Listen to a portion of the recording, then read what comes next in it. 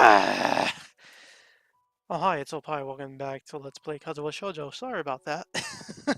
I just wanted to do that. Anyways, let us continue on with this visual novel.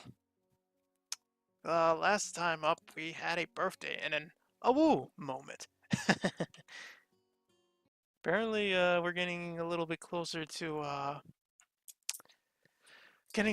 relationship, but we still got a long ways to go. But anyways, let's see what we got. Hee-chan, go away. Ichan, leave me alone. Come on, Ichan. Let me sleep. After 2 nights of not being able to sleep at all, the last thing I want is to be woken when I finally manage to. It may be the last period of class with a textbook as my pillow, but I'll take it whenever sleep I can get by this point. See, Ichan, even Shi-chan wants you to get up.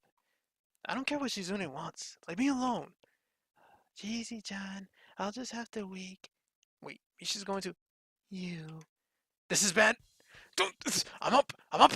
You don't have to. I feel my face flowering into a scarlet red blush. The students still in class are sitting bolt upright and staring at the shouting fool who was sleeping just moments before. Damn it. I let my head smack down on the table with a noticeable thud. Misha's trademark uncontrolled laughter reverberates through the classroom. As I turn my mournful eyes to the bespectacled Shizune beside her, she carefully adjusts her glasses, desperately trying to maintain a look of serious disapproval. Narrowing my eyes, I see the badly hitting grin spreading across her face. Eat too, Shizune. Shizune looks away quietly. She crosses her arms tightly, barely on the edge of her control. Misha's laughter doubles in volume as she glances at Shizune. All I can do is drag my hand down at the face in resignation. You two. You was the one who slept in class, Shi-chan. Yeah, it was me. Poor Shi-chan was having a fit trying to wake you up, weren't you? I moved my eyes back at to the standoffish Shizune. With a single huff of confirmation returns to looking away with her arms crossed. Why was Shizune trying to wake me up? Shi-chan wanted to give you the handouts a substitute teacher gave out while He-chan was sleeping. Handouts? Oof. I suddenly find 2 sheets of paper thrust down in front of my face. Following the hand holding them, I see the still pouting figure looking down at me with a distinct scowl. I guess I'm really in the wrong here. Sorry about that. No dice.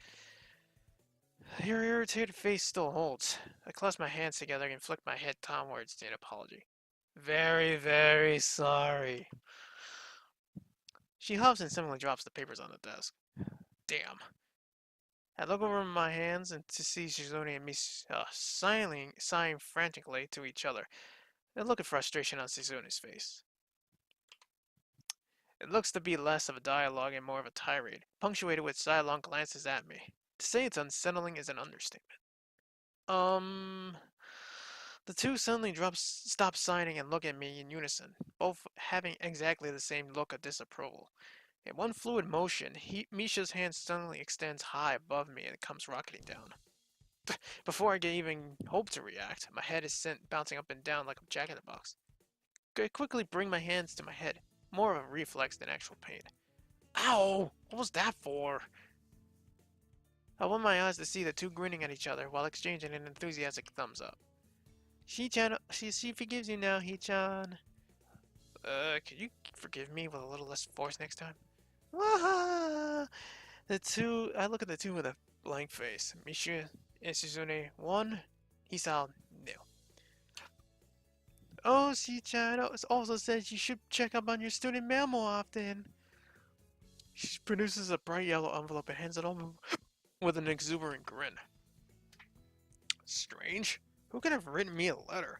Now's not the time, and most definitely not the place to find out, though. Giving up on the nap so cruelly stolen from me, I rub my forehead and slowly get up, putting the sheets and envelope in my bag before swinging it over my shoulder. I take a step back and move to depart with a small bow, while Misha clutches her sides laughing and Shizune nods back in a curt farewell. I join the flow of students exiting the open door and turn the corner into the hallway, only to end up face to face with Hanabu. Whoa. Hey, Nanako. Good afternoon, Hisao. Uh, Silence falls between us as busily channeling students passes us by. She's fidgeting constantly, her eyes drawn to her rather unremarkable footwear. I take the bridge of my nose in my fingers while I blink my eyes and heavily in an attempt to make things seem clearer. I'm barely staying awake as it is. Hanako, you want to say something? What is it? Uh, um, I wanted to give you this. Hmm? She holds out a small rectangular piece of paper.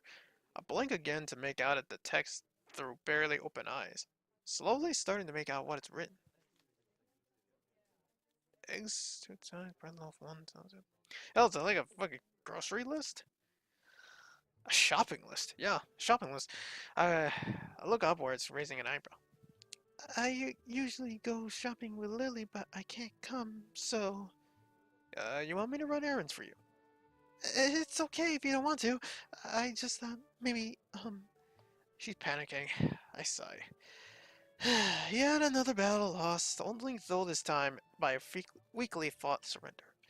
I smile tiredly and rest a hand on her head to calm her down. It's fine. I was going to go anyways. Just the stuff on this list.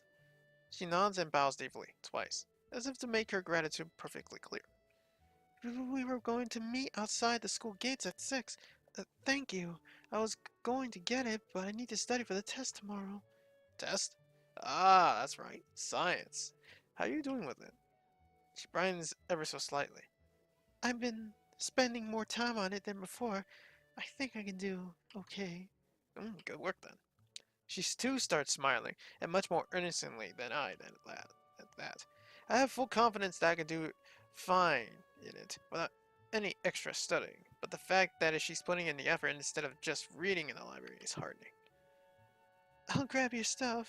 Oh, wait, that's me. I'll grab your stuff and take it to your dorm in the evening. See ya. On a small wave, we part ways.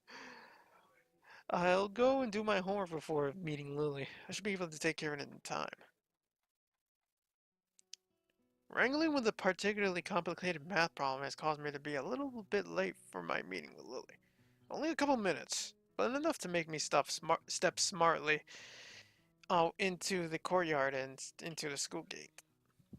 I make a right turn and start my way towards the small town below, leaving a few students turning the other way to the bus station. I slip my right hand into my pocket as I walk in the orange sunlight of dusk. Thankfully, the sweltering summer heat started to die down, making way for a pleasant breeze. When I stretch my hands up high above my head, a familiar figure takes form, cane in her right hand. Ah, Lily! She stops and turns around, swiveling her head slightly and try and work out exactly where the voice came from. Hey, it's me. I quickly catch up to her, coming in beside her and matching her slow pace as we resume walking. Good afternoon, Hisao. Hi there. I glance up at the sky. A distinct tinge of orange discolors the clouds, washing the footpath in its light. Long shadows from the trees fall across the wide road down the hill. So, Hisao, what brings you here? Just going to the town to grab some groceries. Hanako sent me. Hanako sent you? Yeah, she needed to study for the test tomorrow. I was going to come down anyway, so I'll just buy her stuff as well. Unspoken is that Lily could use some help to get food, but it is an obvious fact that neither of us needed to state. It's good to hear that she's studying for it. I thought the same thing when she asked me to come with you. We continue walking down the street, the familiar sound of her cane echoing through the air as we go, except for the occasional passing car and the leaves whispering in the branches. There's a blissful silence. Thank God I can finally relax for the first time today. I glance over at Lily. The porcelain face of hers never seems to lack that air of relaxed confidence. I guess that I guess that's the same that I guess the same could be said of her personality too. Sorry, I had to sound that out. Well, we're closing in on her. Ooh, I like this.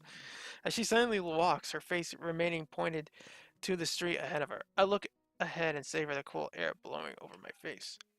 This is probably the calmest moment I've had since the about face my life took so recently.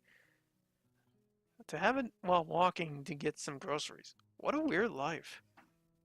I feel the crumpled up note rubbing against my hand in my pocket and pull it out to check its contents. Hmm, let's see here. Eggs, bread, cereal, thyme, lettuce, shaved ham. That sounds like quite a bit to carry back along with your own. Yeah, just how much does this girl eat anyway? My mind suddenly clicks at that, yes, there is actually a person beside me. Wait, I mean, she laughs wholeheartedly. My, Hisao. Her giggles punctuate her words, though she's making a little effort to suppress them. Quite direct today, aren't we? Yeah, you got me there. Still, it is quite a bit. Usually I go shopping with Hanako, so I know what she buys. It's the same thing every week. Huh? She a good cook? She gives a nervous giggle. It's usually me who ends up cooking. I used to do so for Akira, so it's no problem. Doing it for Hanako as well. You can cook? But, sure, how with an amused lit emanates from beside me. I wonder if that's the fact. I wonder if the fact that she seems amused by my comments so often is actually genuine. Or rather, just from a want to make me more comfortable in addressing her politeness. There are ways around it. Some meals are more difficult to cook than others because of the being unable to see what I'm doing, but it usually only takes a little more time. Fingers can double as very useful measurement tools, for example. It makes sense, but she had to be pretty careful not to hurt herself. I wonder how many times that's happened, given that it's that she cooked alone for possibly years while Akira worked for her parents. Akira worked and her parents were gone. With that, the conversation trails off. Compared to the awkward silences of Hanako, Lily seems genuinely content to say what she thinks and stays quiet when there's nothing to say. The slick road under my feet is bathed with an orange glow, the occasional fallen leaf crunching underfoot as we walked. I let out a deep yawn, my lack of sleep coming back to haunt me. Did you not get much sleep last night? I couldn't sleep at all for the past 2 nights. Probably insomnia. Lily's face suddenly becomes worried. It feels like a personal failure every time she gets worried about my well-being, even if it's generally nice to know that someone cares. You have insomnia? Aren't you going to see the nurse about it? No, no, really. It's happened a few times. My meds screw with my sleeping occasionally. Ah, I'm sorry. Come on, it's not your fault. At least I shouldn't have any trouble getting to sleep tonight. You do worry me sometimes. I worry you? I reach around and scratch the back of my neck. I kind of want to address this. Hey Lily. Hmm? I don't mean to sound weird, but please try to forget about my heart condition. She looks kind of lost. I hardly blame her. I guess what I'm trying to get at is just don't treat me differently because of it. She bows her head slightly, her white cheeks reddening almost imperceptibly. It's only natural to worry about those around you. Well, it's nice. It was still nice to know that there's someone like that out there. It may be somewhat embarrassing to say, but it's the truth. Lily takes a breath to regain her composure and manages a gentle smile, though her cheeks remain flushed. The final downhill walk to the store passes in silence. Welcome! I suppose I'll get myself first and Hanako on Sun the second round. I grabbed two well-worn bread baskets from the stack beside the entrance and passed one to Lily. Just as she did before, she lays it on the ground and slides her retracted cane between the basket's handles before picking it back up on the right hand. When she takes a hold of my arm in her own, I'm surprised at just how fast this kind of casual contact became so natural. Mostly due to necessity, no doubt. Shall we? Sure. While we navigate around the store, the odd person occasionally passing us pays us no heed at all. It's nice, compared to the stares and whispers around the city. As we reach each aisle, I quickly check with Lily on what she needs and grab it along with what I want, putting our items into their respective baskets. It's an odd feeling to be dependent on so much for something so basic as shopping. Hanako will be practically a necessity for her to pick out what she wants after all. Right. I'm pretty much done with both my stuff and Hanako's. You need anything else, Lily? No, this should be everything. Off we go then. Oddly, there's a queue a mile long. Considering the store is only large enough to warrant one counter, seems like it'll take a while. Damn. Lily gives an inquisitive look, unable to see the reason for my complaint. Queue's really long. Looks like we'll have to wait.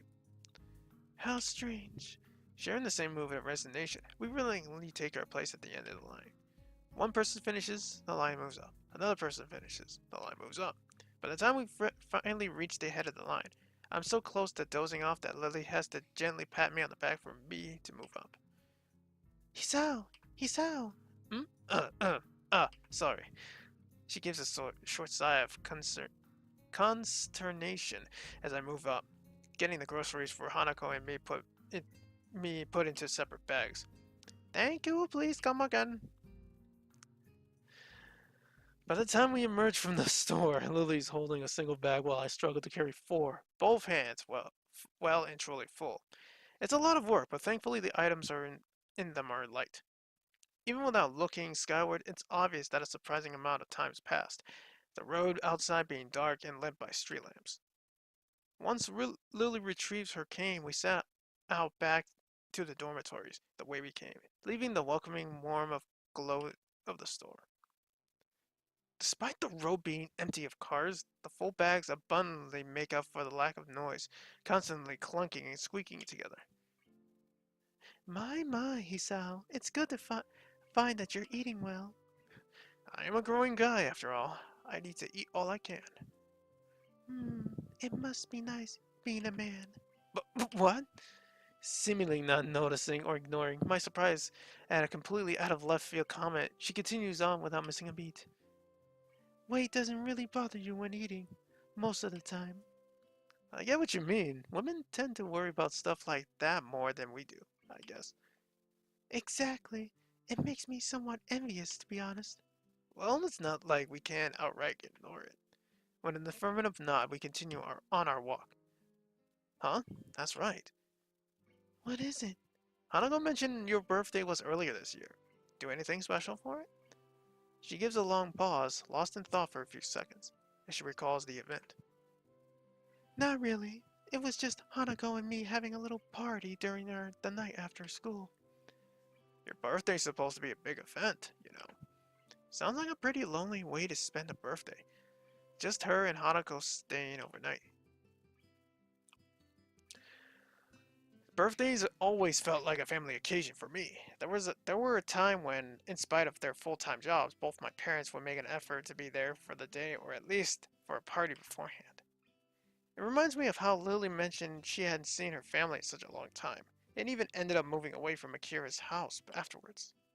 But I guess it's the same in situations as mundane as these. Considering her inability to read the packaging, just getting groceries would be a pain without somebody else around. In the end, she just has Hanako and me, and Akira when she's off from work. Be that as it may, she still seems to have many more distant friends among the students, not to mention people like Yuko.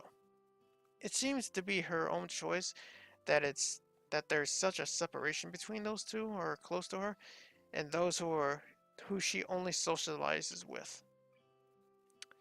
It humbles me a little to see how much Lily seems to have her life set up and going just as she wants. Yeah, Hanako is there for her to celebrate her birthday, and I'm here helping her with shopping. It's kind of a it's a weird kind of symbiosis, I suppose. Are you alright, Hisao? Sorry. You just seem to go very quiet, that's all. Sorry. I was just thinking. Oh? Ah, now I piqued her curiosity. It feels kind of overly personal to talk about, though. Avoid the subject or tell the truth. Well, I think this might be a branching path, so I'm gonna make a quick save here. Hold on a second. Create a new save stage! Yay!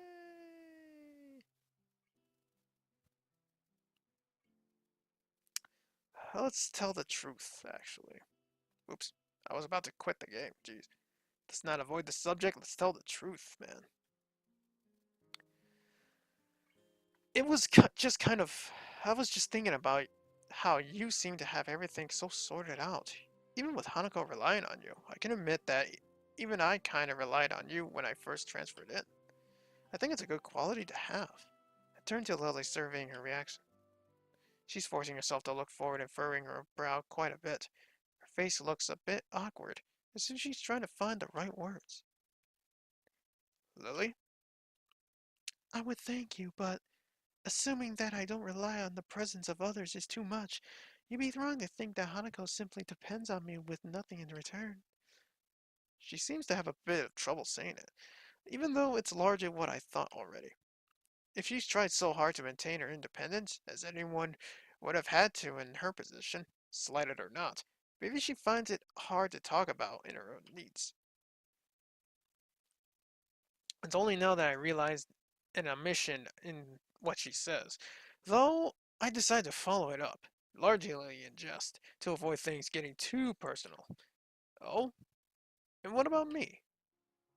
She suddenly runs ahead of me and turns, blocking me off. With a smile, she holds her hands behind her and she leans forward. You're different. And with that, she turns back and continues to walk ahead of me, with a new frown spring in her step. All I can do is raise an eyebrow and give a dazed grin. I don't think I've ever seen this playful and teasing side of her before. So I'm quote unquote different. It's hard to work out the exact context, but knowing her, this ambiguity was intent. Our relationship has been changing, at the very least, simply because I've begun to stand on my own feet more than started getting more curious about the situation of those around me. As to why, probably a mix of personal curiosity and I want to try to and work out how to deal with my situation. I'm less sure of Lily though. That's why her own statement, so similar to my own feelings towards her, throws me off so much. Watching her make her way up the street, getting tapping from left to right, I decide to settle the matter later and just smile. This is a nice side of her, and I don't want to forget it. Eventually, we get to the girls' dormitories, both my arms aching from the weight of the two sets of groceries. We're finally here. Phew. I bend down to wipe my forehead with the back of my hand. Lily stops in front of her door and sets down her bag, fishing around in her pocket for the key. Thank you, Hisao. I really appreciate your help. This is nothing. It might be nothing to you, but it's definitely something for me. And with that, she steps through her door, closing it behind her. I blink.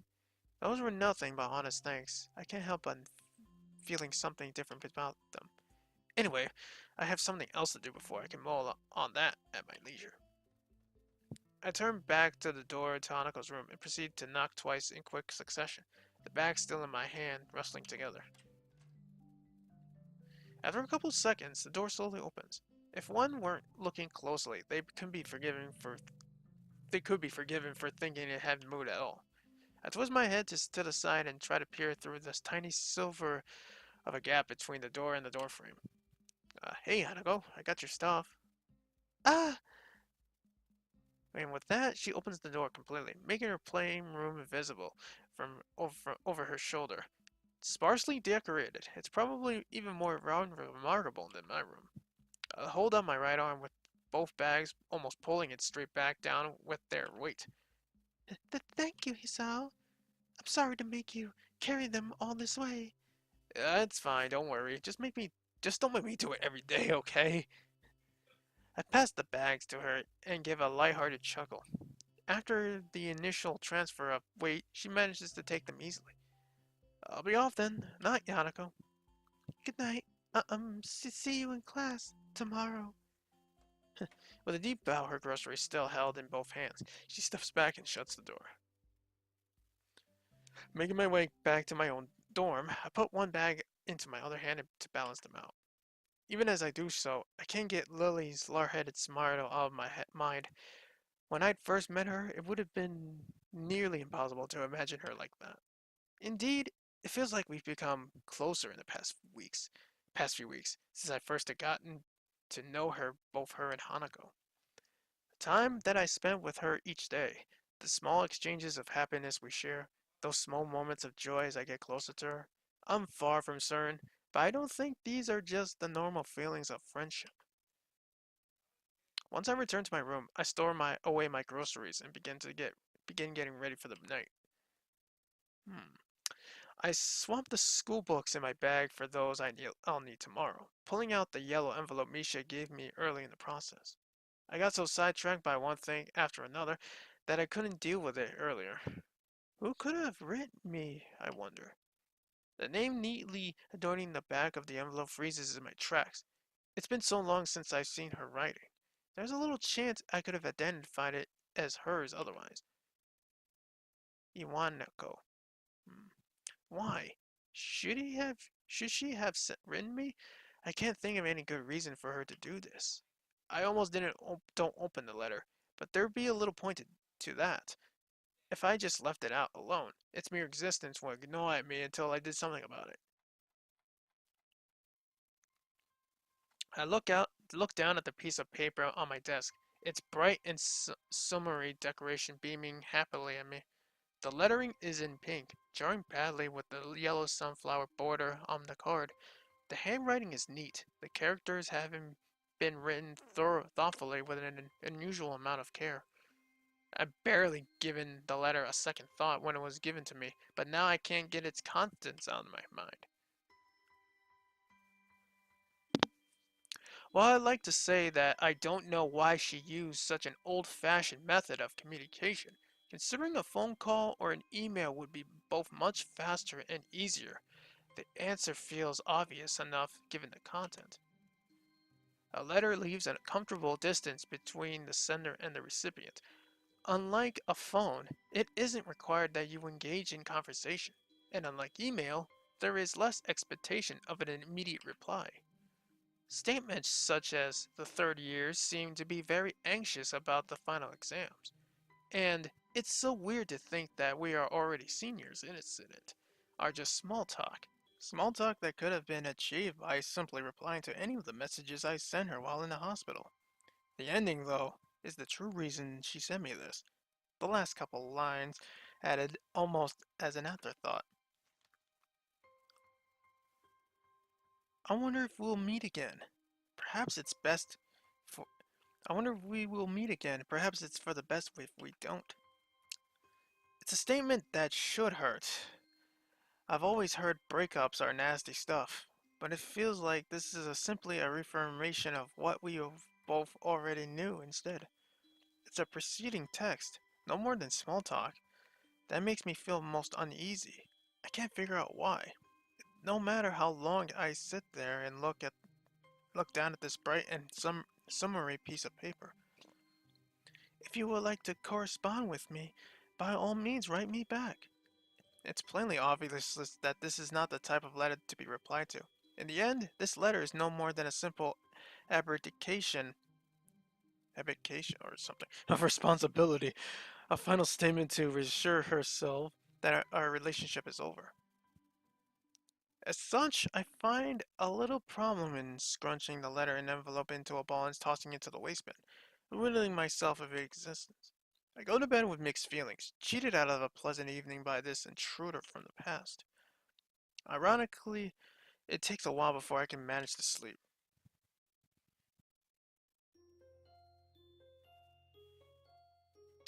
Very interesting. Very, very interesting.